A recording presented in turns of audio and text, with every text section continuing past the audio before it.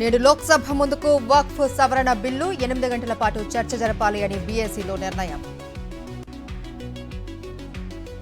ఇవాళ స్థానిక సంస్థల ప్రజాప్రతినిధులతో వైఎస్ జగన్ భేటీ.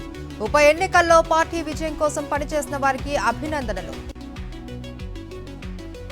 ఇవాళ ఢిల్లీలోని జంతర్ మంతర్ వద్ద బీసీ మహాధర్నా పాల్గొననున్న రాహుల్ గాంధీ, సీఎం రేవంత్ రెడ్డి.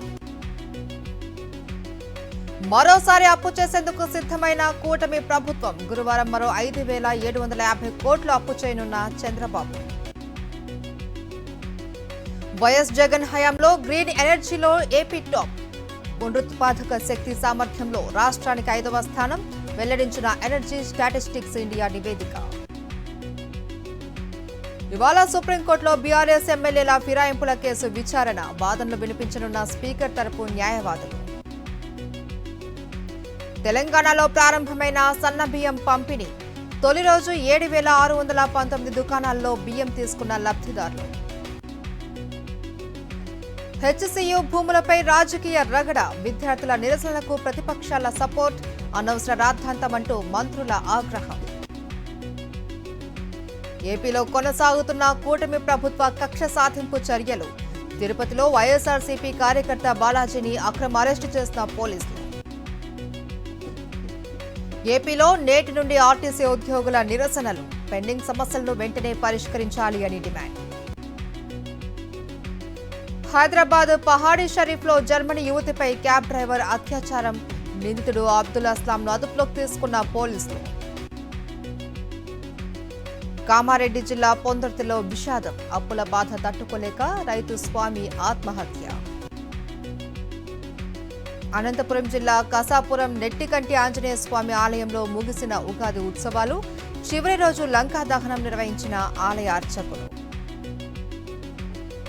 నంద్యాల జిల్లా శ్రీశైల క్షేత్రంలో హుండీలు లెక్కించిన ఆలయ అధికారులు. 6,985,947 రూపాయల ఆదాయం వచ్చిందని వెల్లడి. నేనొక యోగిని మాత్రమే, రాజకీయాలు తనకు ఫుల్ టైం ఉద్యోగం కాదు అన్న యోగి ఆదిత్యనాథ్.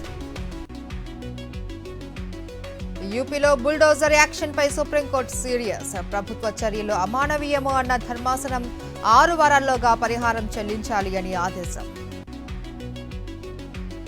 డీజిల్ పై సేల్స్ ట్యాక్స్ పెంచిన కర్ణాటక ప్రభుత్వం. ₹2 పెంపుతో 91కి చేరిన లీటర్ డీజిల్ ధర. నేటి నుంచే ప్రపంచ దేశాలపై అమెరికా ప్రతీకార సుంకాల బాదుడు. భారత్కు భారీ వడ్డింపులు తప్పవని వైట్ హౌస్ స్పష్టం.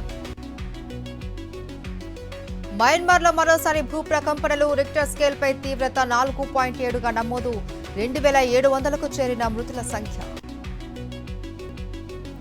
సరికొత్త గరిష్టానికి చేరిన బంగారం ధర. ఒక్కరోజే 2,500 పెంపు. హైదరాబాద్లో 94,000కు చేరిన 24 క్యారెట్ల 10 గ్రాముల పుత్తడి. ఘన విజయం సాధించిన పంజాబ్. లక్నోపై 8 వికెట్ల తేడాతో గెలుపు. కీపర్ కెప్టెన్ గా ఆకట్టుకోవడంలో రిషబ్ పంత్ విఫలం. తీవ్ర ఆగ్రహం వ్యక్తం చేస్తున్న అభిమానులు. ఇవాళ బెంగళూరు వర్సెస్ గుజరాత్ మ్యాచ్. రాత్రి 7:30 పోరు ప్రారంభం.